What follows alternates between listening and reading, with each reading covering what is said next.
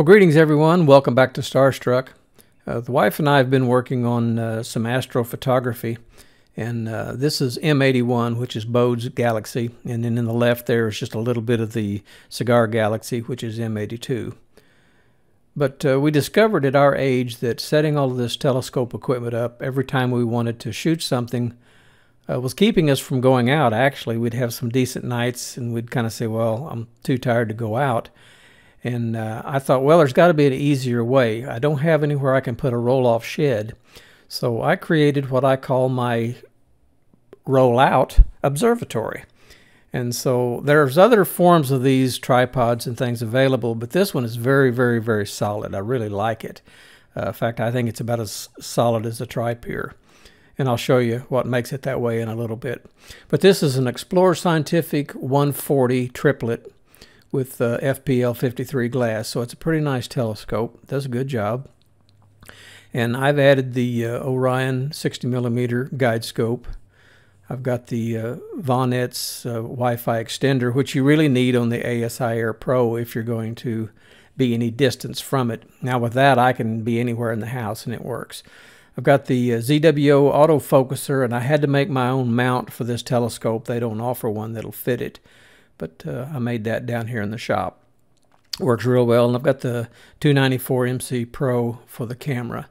So all of that optical train works real well. Now, one thing I like about this setup is I can fasten all of my cables, get them out of the way. I don't have anything dragging. I've got two power supplies, one for the ASI Air Pro and one for the mount. And then the power strip there is Velcroed to the back of that toolbox. And then the nice thing about this mount is there's room up here in the mount itself for these two power supplies. And they just slide in there out of the way. You don't even have to fasten them down. They don't hit anything. Just slide either one on either side of that screw there, and you're good to go. So in building this thing, I wanted something that was really solid. So I put these jack screws in here. These are 5/8 11 jack screws. And I made a little, what I call it, a speed wrench here. And it was a leftover part from when I converted my lathe from manual to CNC. And it raises and lowers these jack screws really, really fast. In fact, I can level this whole mount in under a minute when I take it outside. And I put those blocks together with those Delrin pockets on them for the cap screws to set in. And that's to keep the jack screws as short as possible. So here I'm demonstrating re-leveling this thing, and I've got bubbles all over this mount. And you just dial them back in.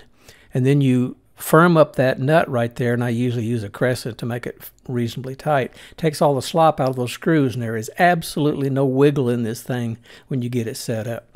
So the blocks keep the jack screws reasonably short, and so you don't have a lot of flop, because if you got up there 8 or 9 inches, you're going to have some movement, no doubt, if you pushed on it. But the wind doesn't bother it. In fact, my tracking, I see numbers 0.22, to 0.45, stuff like that.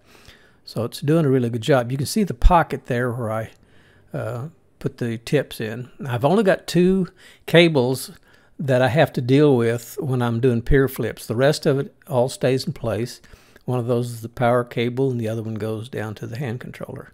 Now this is how I secure the mount so that it doesn't wobble on the cart. I just use a coupling nut and go right down then through the tongue with bolts on both sides of that. And that's very rigid and just holds everything in place extremely well. I really like that. One of the things that has turned out to be really nice for the cooler nights is to be able to set the lawn chairs here in the shop in the walkout basement and have the observatory outside and just let the thing run and sit there with the tablet and watch the pictures come in, watch the airplanes fly through the pictures, and then mark them bad. And if I don't do that, it takes a long time to find the bad ones.